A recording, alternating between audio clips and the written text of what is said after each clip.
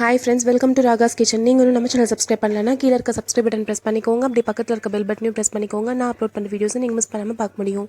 Friends, இன்னைக்கு வீடியோல இந்த மாதிரி வெள்ளேர்னு ஜவர்சி வடகம் எப்படி ரொம்ப ஈஸியா பண்றதா फ्रेंड्स பார்க்க போறோம். இது பிகினர்ஸா இருந்தீங்க அப்படினா ரொம்ப ஈஸியா இருக்கும் இந்த மாதிரி செய்யிறதுக்கு. எப்படி பண்றதுன்றதை பார்க்கலாம். நான் இன்னைக்கு மாவு ஜவர்சின்னு சொல்லுவோம் இல்லையா, இந்த மாதிரி பெரிய ஜவர்சி இதை எடுத்திருக்கேன். இந்த மாவு ஜவர்சி 1 கப் அளவுக்கு எடுத்திருக்கேன். இது ஃபர்ஸ்ட் தண்ணியில போட்டு நல்லா கழுவி எடுத்துக்கோங்க. இப்போ 1 கப் அளவு ஜவர்சிக்கு 6 கப் அளவுக்கு நம்ம தண்ணி விட்டுக்கணும். நீங்கள் என்னைக்கு ஜவர்சி வடகம் போடலான்னு நினைக்கிறீங்களோ அதுக்கு முன்னாடி நாள் நைட் இந்த மாதிரி பண்ணிக்கோங்க.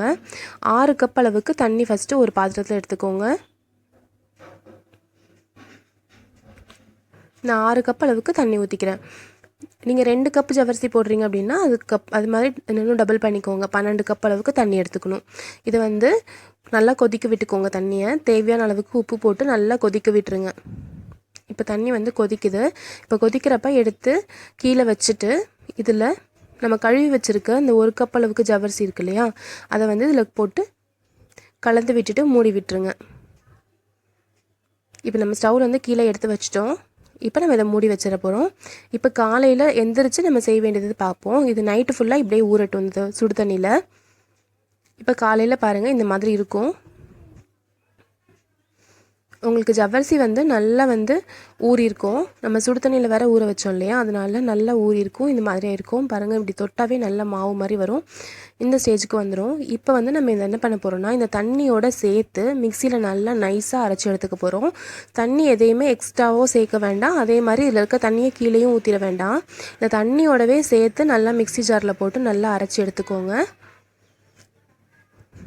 1 கப்பு ஜவர்சிக்கு 6 கப்பு தண்ணின்றது கரெக்டாக இருக்கும் நம்மளுக்கு. நீங்கள் மிக்சியில் போட்டு அரைச்சனவே இந்த மாதிரி கொஞ்சம் திக்காக வந்துடும் உங்களுக்கு.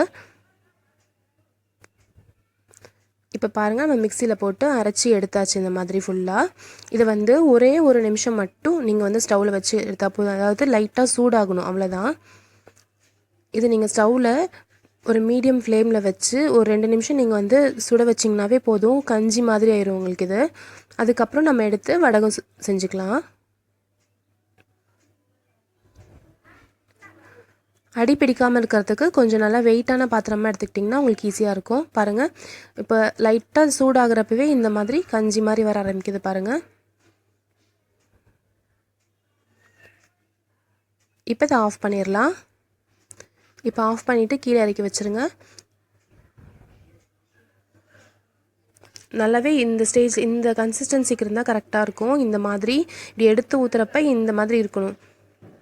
தண்ணியாக இல்லாமல் இந்த மாதிரி இருந்தால் கரெக்டாக இருக்கும். இப்போ நான் இதை 2 பாத்திரத்துக்கு மாற்றிக்கிறேன். ஒரு பாத்திரத்தில் வெள்ளையாகவே இருக்க அந்த வடகத்தை அப்படியே வச்சுக்க போகிறோம் மாவு. இன்னொரு பாத்திரத்தில் கொஞ்சம் ஜீரகம் மட்டும் இது கூட நான் மிக்ஸ் பண்ணிக்க போகிறேன்.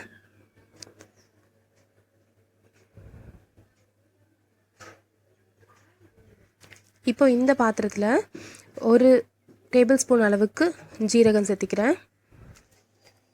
நம்ம ஜீரகம் சேர்க்குறப்போ இதோட கலர் மாறிடும் உங்களுக்கு. கொஞ்சம் பச்சை கலரில் வர மாதிரி இருக்கும். நீங்கள் பொரிச்சிங்கன்னா லைட் க்ரீனில் வரும் இது மாதிரி இருக்கிறது. ஜீரகம் சேர்த்துட்டு நல்லா கலந்து விட்டுக்கோங்க.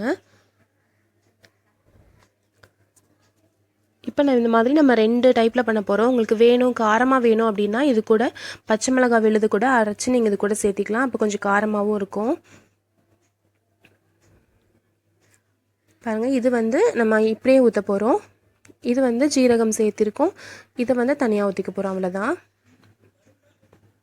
இப்போ ஒரு பெரிய பிளாஸ்டிக் ஷீட் மாதிரி எடுத்துக்கோங்க. பிளாஸ்டிக் ஷீட்னால் உங்களுக்கு ஈஸியாக இருக்கும். நீங்கள் காட்டன் துணியில் நீங்கள் ஊற்றுறதா இருந்துச்சுன்னா நீங்கள் அப்புறம் காஞ்சதுக்கு அப்புறமா பின்னாடி பக்கத்தை தண்ணி தெளித்து எடுக்கணும். பிளாஸ்டிக் ஷீட் அப்படின்னா அதுவே உங்களுக்கு உறிஞ்சிட்டு வந்துடும்.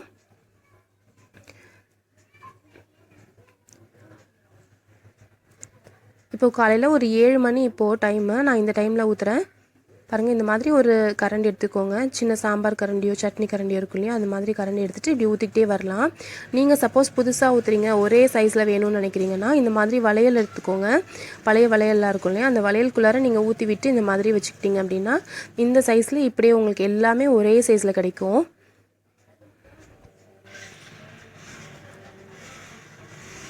நீங்கள் ஒரு 10 வளையல் எடுத்துக்கிட்டிங்க அப்படின்னா போதும். நீங்கள் அதில் ஊற்றிட்டு அதுக்கப்புறம் அந்த வளையல் அப்படியே எடுத்துட்டிங்கன்னா அந்த ஷேப்பில் அப்படியே நின்றுக்கும் உங்களுக்கு. அதே மாதிரி பாருங்கள், எடுத்து வச்சுட்டு திரும்பி இதே வளையலில் அப்படியே ஊற்றிக்கிட்டே வந்துடலாம். இந்த மாதிரி நீங்கள் செய்கிறனால ரொம்ப நேரம் வந்து நீங்கள் காய்ச்சிக்கிட்டு இருக்கணும் கிடையாது. வடகத்துக்கு மாவு டக்குன்னு ஒரு 2 நிமிஷத்தில் வந்து உங்களுக்கு சூடானாவே போதும், ஈஸியாக ரெடி ஆயிரும். இப்போ இது 2 நாள் கிட்ட காஞ்சிருச்சு பாருங்கள், பேப்பர் மாதிரி வந்துருச்சு உங்களுக்கு.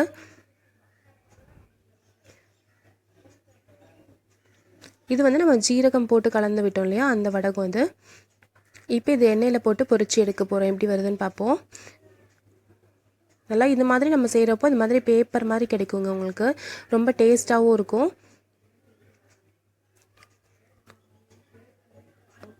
இப்போ நான் ஒரு கடாயில் எண்ணெய் சூடு பண்ணியிருக்கேன்.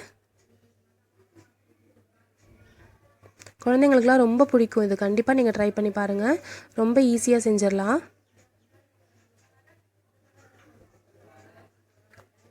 பாருங்கள் எவ்வளோ பெருசு உங்களுக்கு வந்து நல்லா வந்திருக்கு. கண்டிப்பாக இந்த வடகம் உங்களுக்கு பிடிச்சிருக்குன்னு நினைக்கிறேன். ட்ரை பண்ணி பார்த்துட்டு பிடிச்சிருந்துச்சா இல்லையான்றது கமெண்ட் செக்ஷனில் சொல்லுங்கள். இந்த ரெசிபி உங்களுக்கு பிடிச்சிருந்துச்சுன்னா நம்ம சேனல் ராகாஸ் கிச்சனில் லைக் கொடுங்க, ஷேர் பண்ணிக்கோங்க, சப்ஸ்கிரைப் பண்ணிக்கோங்க. தேங்க்யூ.